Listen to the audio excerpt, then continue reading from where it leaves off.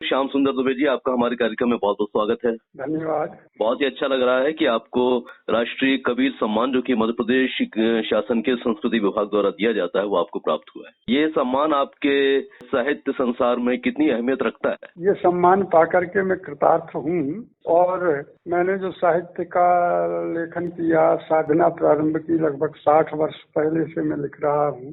जी जी। और लगभग 50 से ऊपर पुस्तकें आ चुकी हैं और भी सम्मान प्राप्त हुए हैं। जी जी।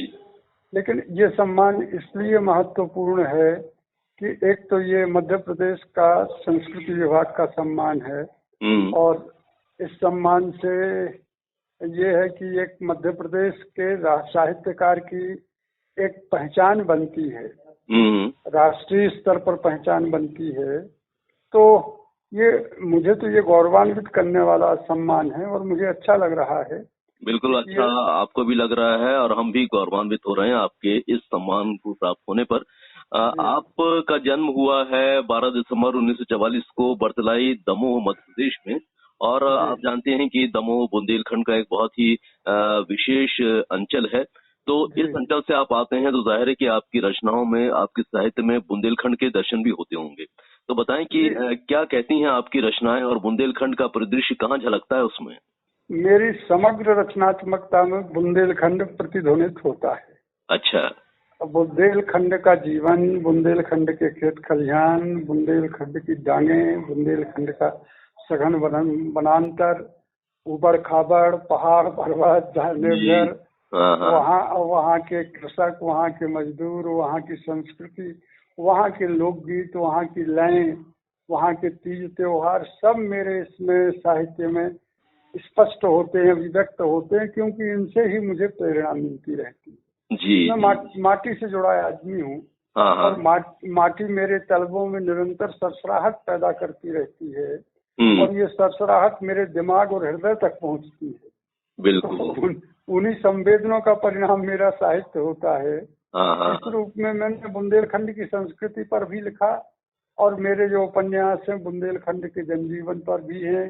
मेरी कविताओं में, मेरे गीतों में बुंदेलखंड की लोकलय विद्यमान है, वहाँ के दुख सुख, वहाँ के संघर्ष, ये सब मेरे लेखन में उभर करके आते हैं, क्योंकि मैंने वहीं से भाषा प्राप्त की और वो भाषा मेरे रग रग में, मेरे प्राण के स्पंदनों में समाई हुई है। इसलिए बुंदेलखंड मेरी रचनात्मकता का अभिन्न अंग हुआ है। बिल्कुल सही है और आपके विचारों से मुझे समझ में आ रहा है कि आप अपनी माटी से और दमोह के अंचल से और बुंदेलखंड की माटी से असीम प्रेम करते हैं, असीम स्नेह करते हैं। अच्छा दुबे साहब, आपने निबंध भी लिखा है, कहानी भी लिखे हैं, नवगीत, समीक्षा, उपन्यास, व्यंग्य सभी विधाओं में आपने कुछ न कुछ रचा है। आपकी सबसे निकट कौन सी विधा है जिसमें लिखना आपको बहुत अच्छा लगता है और उसमें आपने बहुत कुछ लिखा भी है? मेरी सबसे निकटतम विधा नवगीत और ललित निबंध है। अच्छा। और ललित निबंध में तो मेरे अनेक संकलन प्रकाशित हो चुके हैं।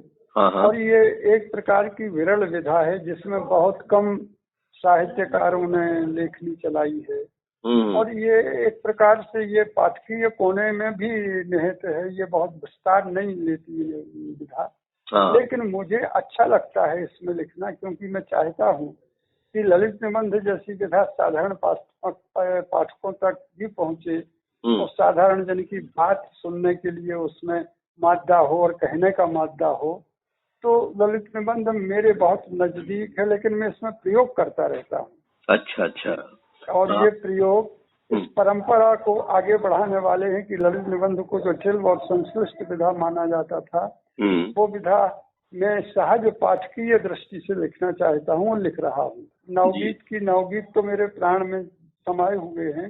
अच्छा। और जो मैं लय की बात कर रहा था, लोक लय की बात कर रहा था, मैंने अधिकांश लोक लय से ही लिखे, क्योंकि मेरी माँ, मेरी बहनें जब लोक गीत गाती थी तो वो लय मेरे अंतर्निहित होती जाती थी और मैं उसको अभिव्यक्त करने की छटपटाहट बचपन से पाल रहा था। तो ये प्रयोग भी मैंने किया है नवगीतों में भी। निश्चित रूप से प्रयोग एक साहित्यकार करता ही रहता है, अपने समाज को देखकर, अपने परिवेश को देखकर, अपने नजदीकी वातावरण को देखकर। और जाहिर है कि बहुत सारे प्रयोग ऐसे होते हैं जो हमारे बहुत ही समीप आ जाते हैं और जिनमें लिखने की बार बार इच्छा होती है। वैसे आपका पसंदीदा विषय यदि आपसे पूछा जाए तो वो कौन सा है जिसमें आपको रचने में बहुत ही आनंद आता है? मुझे सबसे पसंदीदा विषय लोक है। मैंने लोक पर करीब 12 पुस्तकें लिखी हैं और लोक को नए ढंग से मैंने परिभाषित करने की कोशिश की है। इस रूप में नए ढंग से कि केवल सामग्री संकलन या संचयन नहीं, उसके भीतर निहित जो अंतर संवेदन है कि कैसे लोकगीत आया, कैसे लोक कथा आई, इसमें कौन कौन से तत्व हैं, किस तरह से इनको हम एक दूसरे से भिन्न ना मान करके इनके सहवर्ती आचरण को स्वीकार करें। मेरा ये रहा है कहना कि सारी कलाएं अपने आसपास ही ताने बाने बुनती हैं और एक कला दूसरी कला से बिल्कुल भिन्न नहीं होती है। जैसे नृत्य में संगीत भी है, नृत्य में साहित्य भी है और गायन में भी नृत्य समाहित है। तो ये एक समुदाय है, कला समुदाय। इस कला समुदाय को पकड़ने की जरूरत है। ये अलग अलग नहीं, इनका पार्थक्य नहीं है, ये एक दूसरे से संवेदित होने वाली, एक दूसरे के सहचर बनकर चलने वाली कलाएं हैं। तो मैंने बुंदेलखंड की कलाओं को इस रूप में अनुमान लगाया और इनके साथ ही मैंने न्याय करना चाहा और मैं अपनी समीक्षा दृष्टि इनके साथ जोड़ता रहता हूँ। बहुत अच्छा, बहुत अच्छा। और आपको बालकृष्ण शर्मा नवीन, आचार्य नंद दुलारे वाजपेयी पुरस्कार मिला है, वागीश्वरी पुरस्कार मिला है, रामचंद्र देशमुख सम्मान मिला है। इन सम्मानों के बारे में क्या कहेंगे कि ये कितने आपकी साहित्य यात्रा को आगे बढ़ाने में सहायक सिद्ध हुए हैं और कितना आपको इसमें एक सुखद अनुभूति हुई है?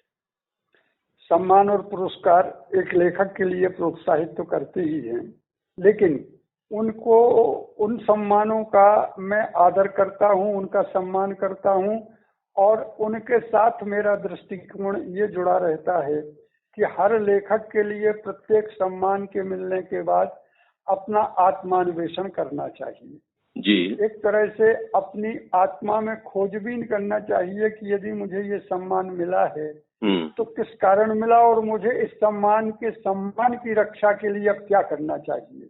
बिल्कुल बिल्कुल। ये मेरे भीतर निरंतर प्रक्रिया चलती रही। हर सम्मान मेरे लिए मेरी आत्मान्वेषण का एक नजरिया रहा है। मैं इसके माध्यम से अपने को नए ढंग से आविष्कृत करता हूँ। बिल्कुल सही बात है कि नई ऊर्जा भी मिलती है, नया उत्साह भी जागता है और हमारा जो कर्तव्य है, क्योंकि आप तकरीबन 78 वर्ष की आयु पार कर चुके हैं और एक बड़ा आपने युग देखा है साहित्य जगत का। इस परंपरा को आगे बढ़ाने के लिए और इसे विस्तार देने के लिए आप अपनी तरफ से क्या पहल कर रहे हैं ताकि साहित्य का ये संसार आगे चलता रहे? आपके जो विद्यार्थी होंगे, आपके जो नए नवोदित साहित्यकार होंगे, वो आपसे किस प्रकार से सीख रहे हैं, प्रेरणा ले रहे हैं? जी देखिए, साहित्य तो एक सतत यात्रा है और इस सतत यात्रा में अंततोगत्वा हमारा शरण स्थल साहित्य ही बनता है जी। हम चाहते हैं कि युवा पीढ़ी अगर जीवन के सौंदर्य का आनंद लेना चाहती है तो उसे साहित्य से जुड़ना बहुत जरूरी है। साहित्य का पठन पाठन, साहित्य का लेखन, साहित्य को आत्मानुभूति में ढालना, ये बहुत जरूरी है। हम एक ऐसे युग में हैं जहां हम देखते हैं कि एक चकाचौंध है। इस चकाचौंध में हम यांत्रिक ज्यादा होते जा रहे हैं। बिल्कुल। इस यांत्रिकता को भंग करने के लिए साहित्य की संवेदना हमारा सहयोग करती है। हम आदमी बनते हैं, इससे मानवता हमारे साथ जुड़ती है। हम सहज रूप में जब शब्दों के पास जाते हैं तो मनुष्य होते हैं। सही है। इस मनुष्यता की रक्षा की जाए और यही हमारे लिए काम में हो सकता है, क्योंकि किसी कवि ने कहा है कि विज्ञान कहता है काजल काला है जी। विज्ञान कहता है काजल काला है, लेकिन कला कहती है कि मैंने उसे आंखों में आंज लिया है। क्या कहना, वाह। तो ये जो आंखों में आंजने का है, ये दृष्टि देता है साहित्य। उस दृष्टि से हम नए संसार को नए ढंग से नई अनुभूति में परखते और जांचते हैं और आत्मस्थ करते हैं। इसलिए मैं नई पीढ़ी को, अपने छात्रों को, सबको यही संदेश देता हूँ कि वे कम से कम कुछ नहीं तो परंपरागत साहित्य का भी अध्ययन करते रहें, जो हमारी परंपरा में निहित है। लोक साहित्य है, मध्यकालीन साहित्य है, कभी हमारे लिए बड़ा संबल बनता है जी। गाहे बगाहे, दुख सुख में, आपत्ति विपत्ति में भी कवियों की पंक्तियां हमारा साथ देती हैं। इसलिए उन पंक्तियों के साथ जुड़ना बहुत जरूरी है। चलिए दुबे जी, हम एक बार फिर से आपको राष्ट्रीय कबीर सम्मान मिलने पर हार्दिक शुभकामनाएं और बधाई देते हैं और निश्चित रूप से आप दीर्घायु हों, आपकी साहित्य यात्रा यूं ही चलती रहे, ऐसी कामना करते हैं और इस बातचीत को संपन्न करते हैं। आपका हृदय से बहुत बहुत धन्यवाद। आपका आभार, बहुत बहुत आभार जी।